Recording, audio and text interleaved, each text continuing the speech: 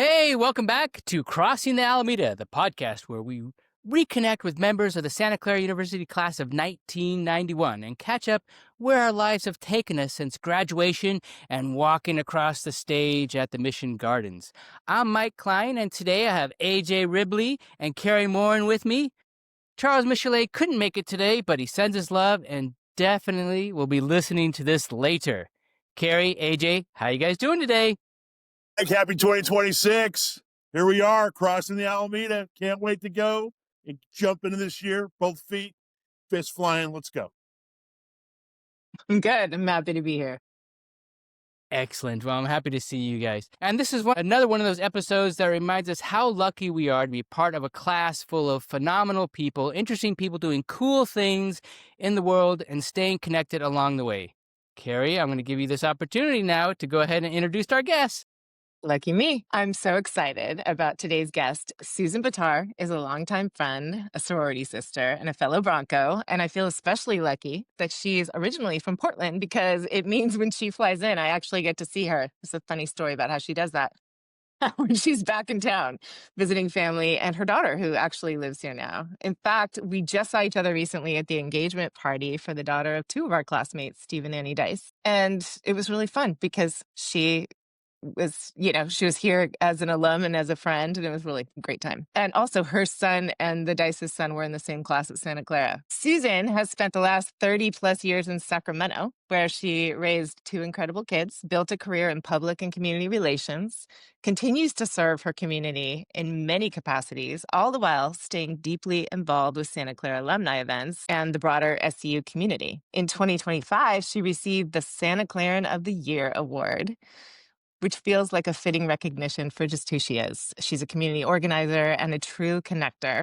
She's an avid skier, an incredible sourdough baker, thanks to a COVID-era family project, and someone who brings so much energy and school spirit wherever she goes. Susan, we're so happy you're here with us. Wow, thank you for that amazing introduction. Is that really me? Totally. I hope it is. Great to be with you all. We're Thanks so for happy you're here today. We appreciate you making the time to come and hang out with us. And we're going to go right to where it all started. We're going to go all the way back, 1987, 1991. Hey, Susan, welcome. Okay, so we're so happy to hear you. How'd you feel about that intro? I mean, there's a lot of pressure, but also I think you've earned all of those accolades. How'd you feel about that? Thank you. Thank you. Oh my gosh, my heart is joyful. Okay. First question. When you think back on your SCU days, what's one vivid memory that still makes you laugh or maybe cringe a little? Or maybe both? Freshman year. Both, probably. Yeah. So my roommate freshman year was the type of roommate who was like a cat. She fell on her feet and landed solid every time. I would study and study and study and have so much anxiety before a test. And I would do okay, but still, it was, the angst was there. So the night before a business law test, I had studied. I went to bed. I had this nightmare that I showed up without my shoes on. And the professor said, you can't take this test if you don't have your shoes on. And I just froze. And I remember just waking up in a complete sweat, panicked. I didn't end up pursuing law. I don't know if that was it or art history ended up being my major. That's cool. Fantastic. I mean, that actually leads me to my our next question. I love the fact that you're art history major. I mean, for me, I was a science major, and my one of the big things I enjoyed was being able to take art history class at Santa Clara. So that was I think it was fantastic. You're an art history major. Who would you say is your favorite professor, or did you have a favorite professor or particular class in the department that you still remember fondly? Yes, I loved really all my art history classes. Jan Thompson, Bridget Barton were two art history teachers, which were amazing. I did take a studio class from Father Sullivan, and I'm not artistic in the least. I have a good sense of art, but he taught me in our painting class that black and white are not colors, they're values. And it's interesting because fast forward 30 years later, and one of the big parts of my life now is when the Pantone color of the year comes out. And that's a color that's thought of. And there's a whole story around the Pantone color of the year. And this year, the Pantone color of the year was white. And I thought, oh my gosh, Father Sullivan's probably rolling in his grave. If I think he's still alive, I'm not sure. Edit that out. I don't know. Uh, White is not a color, it's a value. So if I learned nothing from Santa Clara, my studio class, I learned that black and white are not colors, they are values. But that's was cool. it? But Interesting. did the white get a descriptor like eggshell or ivory, or was honestly the color was just white? It was, I It's think it was cloud white. cloud white or snowy white. Yeah, it Yeah, had something kind of like that. this essence of, and they write articles about this in the art world, and it affects, what Target's going to make a picture out of, or Martha Stewart's going to make her towels, and wedding bridesmaids' dresses are going to be in this color. And it really translates into a lot of our life. You may not realize it or know it, but every year there's a Pantone color of the year. And I love to, wait for that. There's great anticipation for the announcement. Do you have a favorite that's happened in the um, last 30 years? Like, what's been like that? Yeah, that Pantone color really got me going for the year. I loved mocha. Mocha was, I think, last year or the year before. And that just resonates with everybody. Warm coffee, welcoming. welcoming, outdoor, indoor. It's fabulous. I love mocha. That's cool. I always wished I had, like, when I took an art history class, I was so grateful for that because when I was traveling or studying abroad, we could literally like see something we were passing and knew the story behind it. I always thought that's so useful and you learn so much about culture from it. So that's cool. Yeah, you learn the politics. Yeah, Exactly. so much storytelling there. If you could go back to Santa Clara for just one day, and I know you have many times because your son went there, but if you could, for you, what's the first thing you would do? So there's a new art and art history building. And in the art history building is a Dale Chihuly glass sculpture. And it is knock your socks off amazing. So I'm blown away. You can look at it from the outside. Once you're inside, it's even more gorgeous. That's really special. The other thing, and not to just focus on that specific area of campus, there is a Sacramento artist, sculptor, actually, Roger Berry, and he has a piece there called Zeno. It's a stainless steel, humongous piece of sculpture. I love seeing that too. That just makes me happy. Yeah, the campus has changed so much. I mean, who doesn't love going through the Rose Garden and going into the Mission? It's just a beautiful place. I just don't think I appreciated it and realized how special it was when I was there. And the beauty of it is it's so old. And, right now I live in a 100-year-old house, so I love old things. Hey, when you graduated in 91, what's one thing you thought you knew about life that now when you look back, you were completely off on? I thought I knew everything and I love to plan. I am a planner. Can't get it out of my system. But one thing I've learned is you can't plan in life. You have to learn to pivot. You have to learn to be flexible. You have to change. I follow Gretchen Rubin. She's one of the podcasters I listen to, and she has 4 tendencies. They're upholder, questioner, rebel, and obliger. I'm definitely an upholder. I like to plan. I like lists. I like structure. But I've learned that you need to be flexible to get through life, and especially once you have kids. So, Susan, you mentioned how lovely it is to go through the Rose Garden, and, it's just so beautiful walking around campus, and the campus has changed tremendously. There's no question about that. But back in the day, what was your go-to, you could say, study spot, or what was your go-to hangout, or where did you really relax at Santa Clara? I love to go to the Graham pool. Do you guys remember the pool at Graham? Yes. Oh my gosh, coming from Oregon where it rained a lot, I think it was 60 degrees and I went outside in my swimsuit because the sun was out. I was like, isn't this what people in California do? Now, what's so funny about that is Beth Kavanaugh and I talked about this, Beth Riffle. We would be in sweaters, and you, Oregon and Washington people, would be out laying out by that pool in bikinis. Exactly. We're like, oh my gosh, we're so cold. Yes. I did go to the library, and I will say this, the library now is amazing on campus. I mean, there's the quiet levels and all that. There was one area, though, I think on the second floor, I remember walking down and there's that row of desks, and I would always try to sit like in the corner desk so I would have as few distractions as possible. Because, the library was kind of social then too. So we didn't just study there. Yeah, those desks were valuable.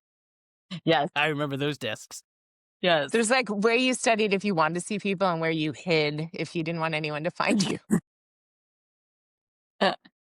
True. Both. Okay, so we're gonna like catch up with you now. You were such, when I look back, and I think everybody has cringy memories about themselves, but when I look back at you, I feel like you were always just so together and you organized things even back then. Like you were just, and so when you look back, when did you start? And maybe it was high school, I don't know, to realize that building community and showing up for people and leadership and service, like all that was going to be a through line in your life. That's a great question. And for a while, I really kind of looked into why I am the way I am. I read a book about birth order. I'm the second of 4 girls, but I kind of think I'm a misplaced firstborn in some ways. But I also have, I should say, a lot of characteristics of a younger child. So it's hard to say why I am the way I am. People love me or I drive them nuts, I think, sometimes with who I am. But I'm a doer, but like when I hear the Home Depot logo, it's like, yeah, I relate. I'm going to get it done, always on the go. I'm not a chill and relax person. I watch Netflix sometimes, but I don't know. I'm just active. I'm an active person. What's the typical day look what like was I for you? Sorry. Oh, I was just going to say in Delta Gamma, I think I was the chapter programming VP. Yeah. So yeah, I was always organizing, planning, and it was fun. Love it. Now I'm actually the teacher advisor to the Davis chapter, which is fun. You are. That's so That's cool. cool. Brilliant. Yeah. Yeah. I'm so lucky because the people who did that for us were so neat, and I love picturing you in that role. And I remember Barbara Boyles Yeah. and Sherry Hughes who came in, and I was like, who are these nice people? Totally. So I try to do that for others for sure. And they're probably saying, who's this nice person? So what am I doing now? In Sacramento, I own and manage some real estate, which is great, in a kind of a low-income neighborhood, but next to the Med Center, which is special. I also like to exercise a little bit of creativity. So I just started a new position at a high-end chocolate company called Ginger Elizabeth Chocolates. And I manage corporate sales and community relations for her. She is a fabulous chocolatier, and that really fills my need to see people, meet with people, talk to people, evangelize chocolates as much as I can, which is not hard to do. And it also gives me a lot of flexibility in terms of my schedule and my day. And I love that.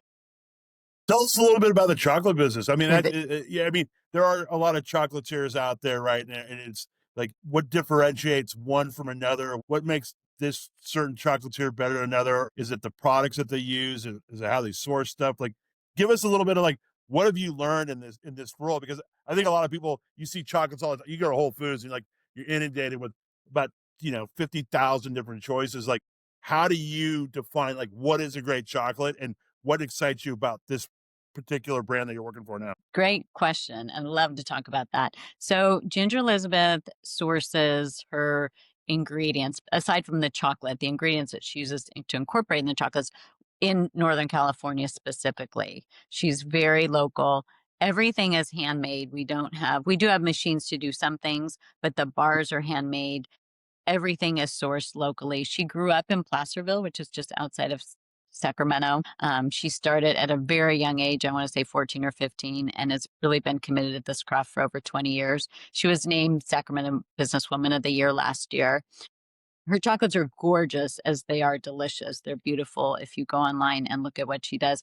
There's not artificial colors. They don't look like Christopher Elbo's chocolate. No offense to Christopher Elbo, but they're just very pure and very high.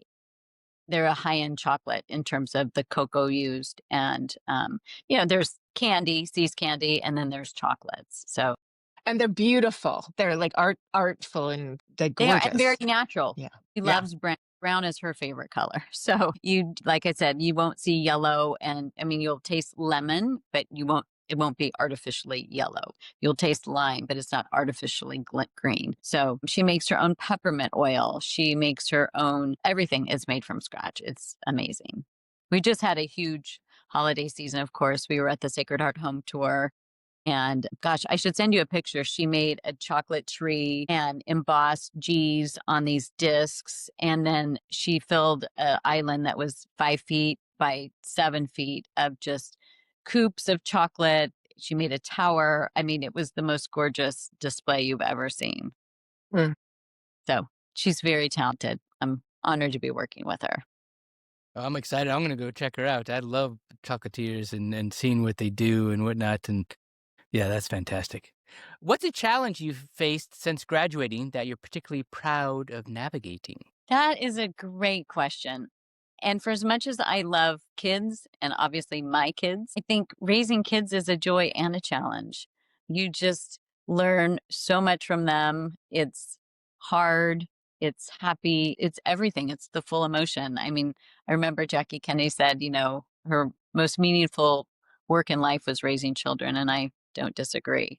It was challenging. I mean, and they're great kids, but just things you don't expect and you don't know. And even though I had amazing parents myself, I think we all parent differently. I'm really passionate about parenting. I love kids. And in fact, as I was getting ready to get ready for church and go to church, my cute little neighbors down the street came by, and they're 5 and 7, and they stayed for like 30 minutes. And so I totally missed going to church. I hopped online to watch church and get ready for the podcast. I'm like, okay, this is a great opportunity for me to pivot, because spending time with them was really important. And they have the elf on the shelf, and the elf brought them a letter, and they wanted to show it to me, but they forgot to bring it. So they went back to their house and then came back, and I offered them some limes because my lime tree is going nuts now, and it actually looks like lemons. And I said, do you guys think these are lemons or limes? And they're like, they're lemons. I said, no, they're actually limes. So Jackson went back and cut it and came back, and he was eating the lime juice. He was just squeezing and sucking on it. He's like, I love limes. I love limes. So anyway, I know I Fun. really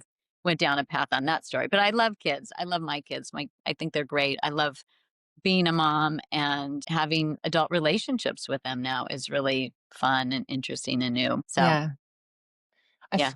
I feel like you also, when you say like, that you're proud of navigating, your kids had things in their world that happened that were really hard, if I recall, and you had to like help them through that. Like, didn't they both go through some hard stuff in high school with friends? They did. Yeah.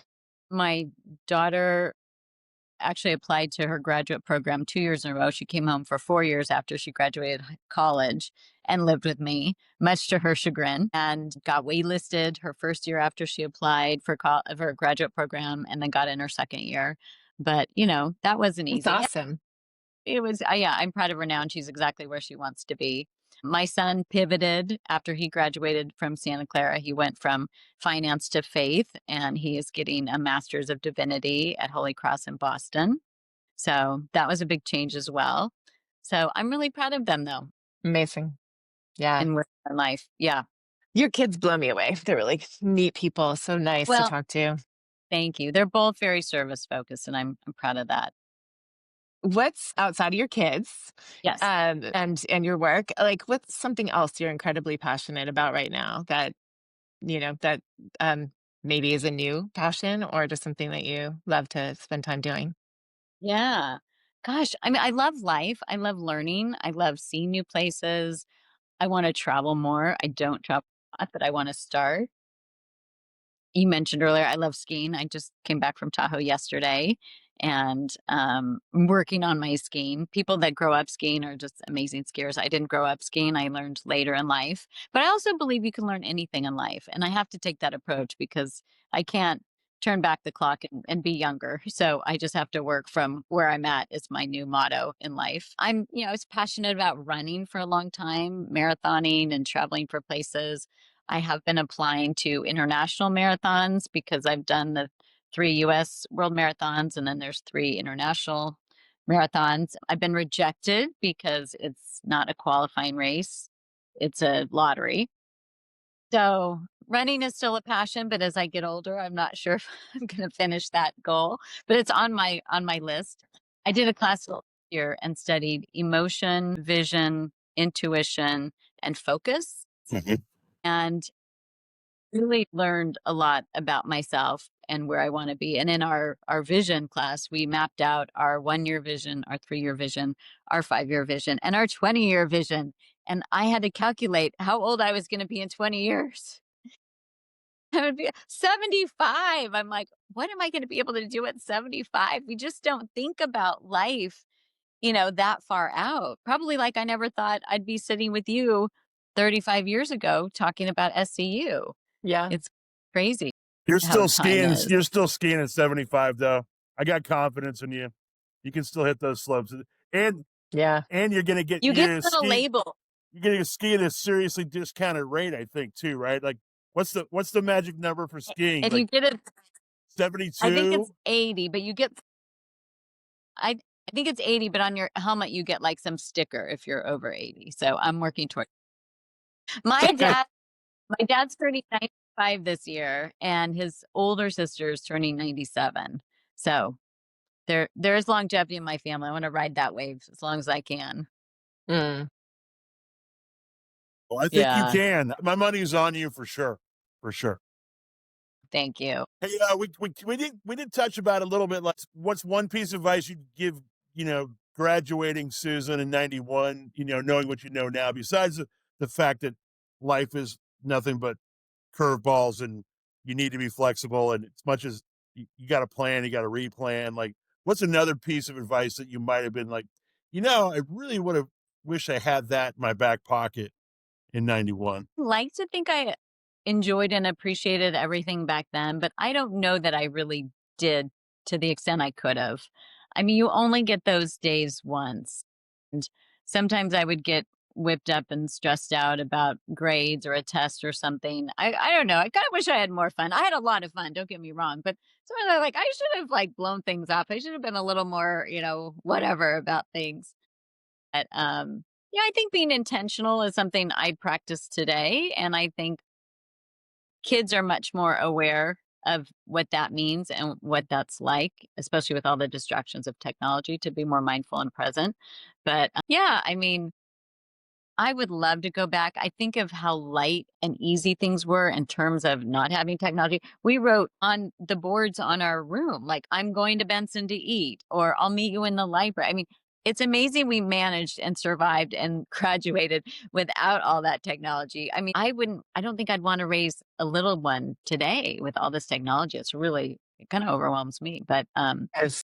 I look back so fondly on who we were, what we were, and how we did things. That was golden. That was amazing. Love it. I That's think phenomenal. That's wonderful it's to hear. spot on. Yeah, I think you're really onto something with that, of like the level of self-awareness, right? I think that's something like, I think what you said is intention, right? Like, what's the intention? I also think, yeah, you can't go back in the time machine and go back to when you were 21, as much as sometimes we want to. I think mentally you can live in 21 for a long time if you want to.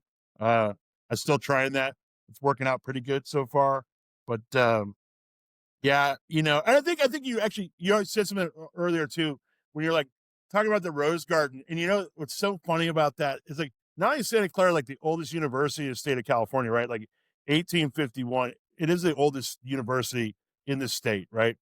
And I think what's really cool, that Rose Garden is such uh, you know, uh, an icon of the school. And I think it's, when you say like smell the roses, like, we really did have that opportunity every Mhm. single day. But like, there's something kind of calming about a rose garden, even if you don't like scent. I think there's something about the visuals, the color, and I think that we need to do that more. I think that is one thing about getting older is, and I think also trying to tell your children, like, you can't smell the roses through your phone, right?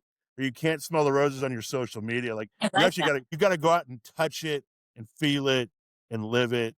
And I think that's really hard. I think, I still have a daughter in high school, so I know what it's like to kind of battle the phone, right? And just be like, you need to get out and do the things that are still analog. And I think we're talking about that. Like, digital shouldn't overtake and I applaud you. How was the snow yesterday, by the way? How was the snow? Was it good? Gosh, amazing. It was really good. We found some good pockets. Yeah. But I have to say, I mean, Friday is the new Saturday there at Squaw. It's crazy. Yeah. But You it's mean fun. Palisades? Super fun. Palisades.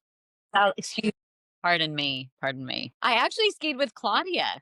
You guys Oh, remember? fun. You Of did? course. That's Yeah. awesome. How's And she we should doing? get her on And too. Jane is actually up there too. I had to leave, but I think they skied the following days. Who? That's the other thing I was going to mention. I don't know if we still have time. I'm kind of rambling with my answer, but I mean, one thing I didn't realize when I was graduating Santa Clara is who I was going to be hanging out with 30 years later. And I have to tell you, I joined a ski group in Sacramento, and some people are older, younger, whatnot, but some of them went to Santa Clara. It's crazy. Like Santa Clara just keeps weaving itself into my life in the most beautiful ways. And some of the Santa Clarans in Sacramento were DGs that were years and years younger than Yeah. me. So I just love that. I can't tell you how much I love that. It's like home. It's comforting. It's funny I mean, that you said that because, sorry, finish. I was just going to say, I mean, I came to Sacramento because of my husband at the time. I'm divorced now, and I thought, oh, I'll move and I'll leave. And I ended up staying here because I love the community. I mean, it's really a fabulous place to be. For as much as I always saw myself being in the Bay Area, and maybe someday I'll go back, who knows? I'm open to it. But I love the proximity of Sacramento to the Bay Area and to Tahoe. That's a dream. I can't imagine driving 4 or 5 hours to ski, considering how much I love to ski. So, that's another life lesson. It's like I came to Sacramento sight unseen, and I'm still here, which again, I never thought I would be, but it's worked out wonderfully. Hey, And Susan, who sold you're your in that house to beautiful you? neighborhood, the fabulous 40s. You know what? I know you, Joy Appleman, your mother-in-law represented Pete, the buyer, to this house. Isn't that crazy? It's a crazy story. And it's so funny. My friends, I think my friends, the Holben sold or bought your mother-in-law's house on Oh, yeah. 45th Street. Yeah, in the Fab 40s. I think you're right. Yeah. Yeah. That's a small world too. That was funny when you and I kind of made that connection that my mother-in-law helped you in the process of buying your home. Like, I thought that was super funny. Yeah. And I love that you Yeah. love Sacramento The- because my wife who grew up there, it's very funny. Like, you guys are kind of like, she wanted to be in the Bay Area, and like you found that you enjoyed the Sac community. And the Sac community is fantastic. I mean, for as much time as I spent up there as well, like it's pretty cute. And the art scene is really good up there, by the way, isn't it? And the food scene's amazing. And in fact, Lori Brickler grew up here, and her two sisters lived in ESAC, and my daughter babysat for both of them, which is such a small world. And Joe actually came by during Christmas because he was out walking the lights. It's a big deal in our neighborhood, the lights. And he came over with Mike, Coco's husband, and their kids, and we got to see them, which was super fun. It's funny. So- My mom came through to do the lights, and she was like, I wasn't sure which was her house, and then I saw this big Santa Clara sign and like 80 people in her yard. Right. That's the other thing that's changed. I mean, it's changed. So I started hosting the Santa Clara Christmas party for the, Sacramento chapter. It was in Elaine Fretz hosted it for many years, and her house was lovely. And I thought, and then we moved to like Sutter Lawn. I'm like, this is a tennis and swim club. And I was like, oh, I'll have it at my house. So we had like 30 people. And then they asked me to host it again. And it was always kind of hovering around 30, 40, maybe it got up to 50 people. This year, they're like 80 people signed up. I'm like, oh my God, where am I going to put 80 people? It rained all week that week, except for the night of the party. I had 2 fire pits going outside. I had heat lamps. I mean, God was so good to me that night because there was no way I could have had 80 people in my house. But it was such a blast. It was super, super fun. And actually, John Doherty called and he's like, hey, the registration's closed. Can I still come with Dave? And I'm like, sure. He came And I with will tell Boyd. you this, That's at funny. the party, they did a little fundraiser for the BT Con scholarship. They raised like $3,500 that night, which was so cool. Yeah, Are you at Sutter? Amazing. Are you at Sutter? Was the party at Sutter Lawn? it had been at Sutter Lawn for a few years before I took it over. And so I've hosted Okay. it for like the last 10 or 12 years. Yeah. Oh my goodness. That's super. That's so funny. Yeah. That's impressive. This year was huge. I mean, Kathy Kale came up, Yesenia, Magdalena Solis came up from the Alumni Association. It was really, really neat. They're great. I love the alumni office. Shout out to the alumni office. My We're son gonna works work- there. we're working with them. We're going to try and work with them on this whole project. So hopefully, That's great. fingers crossed. Yeah, we're in chats, so we'll see. That's great. Well, we're moving to something we Here we like to go. call the Fast Five. Without thinking too much, I'm going to give you the first one. The first question out of the first 5 questions we're going to ask you. If you could have coffee with any historical figure, who would it be and why? Jackie Kennedy. I'm such a fan of the Kennedys. I just read every book. I think she's amazing.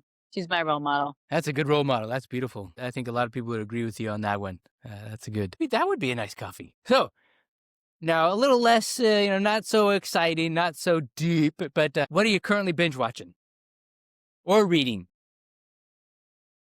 I just finished The Bear, which I loved. It's good. Reasons, but I love food too. So that's the main reason, not the characters. The characters were wonderful though. I was really impressed with the acting. Well, I really enjoyed The Bear. Yes, it's good. It's so good. I feel like I might know the answer, but I might not. What's your go-to comfort food? Sugar, chocolate, dark chocolate. The darker, the better. How dark? Agree. I like dark chocolate. 92%? Like, how dark are we going? I'm curious. Well, I've had like 95. That's a little too dark, but I can do, 80s are great. I like dark. I'm agreeing with you. Not so much on the milk like chocolate. dark. I'm not a big milk chocolate guy. I got to tell you. Me neither. Me neither. Oh, Me neither. Yeah. That's Almost easier for me to turn down. you're like, nah, I'm cool. I'll accept all chocolates. You're next Okay. to it. Yes. Here we go. Skills don't matter. Talent doesn't matter. If you weren't doing what you're doing now, what's an entirely different career you might have pursued? Ooh, I would love to be a surgeon and like cut and suture and bring people back together. Wow. Like that would mean I'd have to have a stomach of steel because all of that makes me faint. But I'd love to be Meredith Grey and say 10 blade but I know I can't do that. My daughter can, which is the crazy thing. She's working in trauma at a level 1 trauma center, and she's, putting in chest tubes and intubating people and suturing people. And I have great admiration and love. I would love to say I was a surgeon, but I don't think there's any way I could do that. That's a whole different mentality, isn't it? That's It is. Yeah. Totally different mindset. And humor. Yeah. Well, I know you've talked about world marathons. You've talked about skiing until you're 80, and you're talking about that longevity and reaching those, ages of your uncle and sister, I think, or your dad and sister. Not your sister, but your dad's sister that you mentioned. What's one thing on your bucket list besides those things that you're currently working on? Oh gosh, my bucket list is huge. Okay, there's one thing I want to do, really just to say I did it, but I don't know if I could ever do that, and that's jumping out of a plane. Like I have these dreams that I'm jumping out of a plane, and I would love to say I did it, but I just don't know if I have the guts to do it. But it's on my bucket list. I'll do it with you. Okay. I think you guys did can do indoor it. I have skydiving. full faith that you guys could go and do that. I do this thing for my kids every year. It's called the Santa Surprise. And it came about once they stopped believing in Santa, because Santa wouldn't bring a bunch of gifts. Santa would bring a basketball hoop or a ping pong table or a tetherball, something active. And so once they kind of grew out of that, I came up with this thing called the Santa Surprise. So there's a day where we do an activity nobody's done before, and it's something physical. So we've done motocross racing, not racing, but we learned how to motocross. We've done, it's as simple as axe throwing. We've done fencing. We did indoor skydiving. We did a hot air balloon. And then this year we did aerial yoga, which is fun. But I love to be like upside down. I love yoga, but I can't imagine jumping out of a plane, but I'd love to say I jumped out of a plane. That would be an experience like none other. And I think George Bush did it like at 80. So I figure I have lots of time to muster up the courage. You do. Can you explain to I'll me do it what with Kari. aerial yoga is? Are you doing aerial? Oh yeah, it's the silk. When you see people like rappelling down from a building and then they wrap their leg around and they Yep. push themselves up. Yep. Like it's at a big gym. It's really fun. Susan,